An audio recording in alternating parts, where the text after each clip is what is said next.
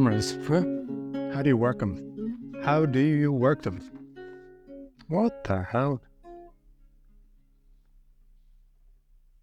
Oh, hey guys. How are you? I'm a little bit at 6s and 7s, so just give me a minute.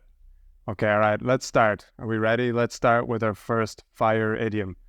And don't worry, I'll explain the meaning of the expression to be at 6s and 7s later in the video.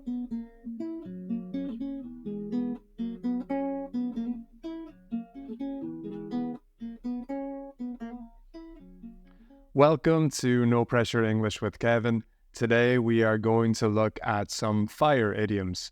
So let's get down to business and let's look at our first idiom. Number 1, to get on like a house on fire. You think this would be a bad thing, right?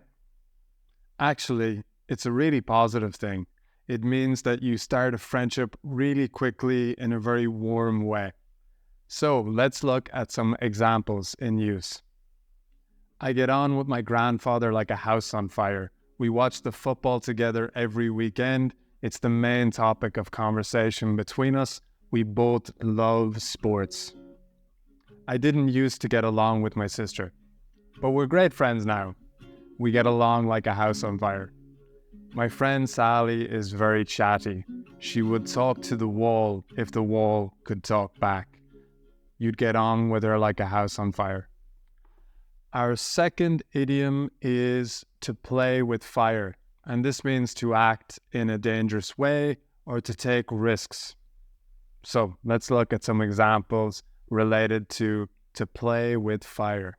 Try teaching an Italian how to cook pasta. You're playing with fire. If you continue to smoke and drink later in life, you might be playing with fire. It could have negative consequences on your health. We are facing massive challenges due to global warming.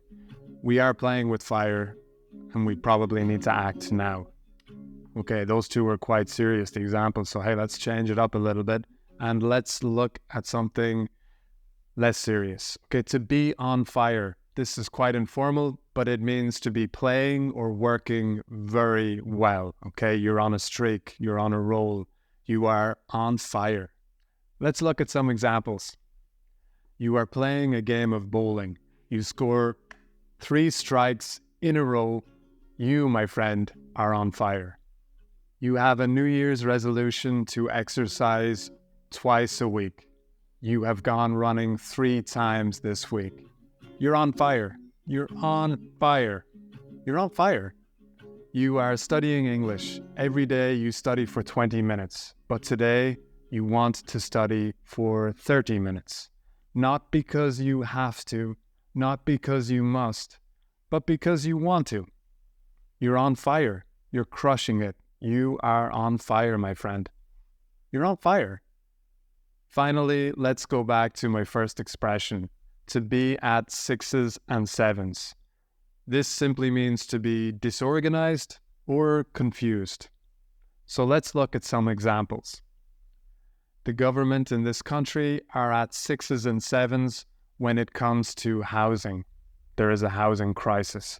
We need to start building to ensure adequate shelter for everyone. Sampdoria was at 6s and 7s last night. The players don't seem to know their roles too well.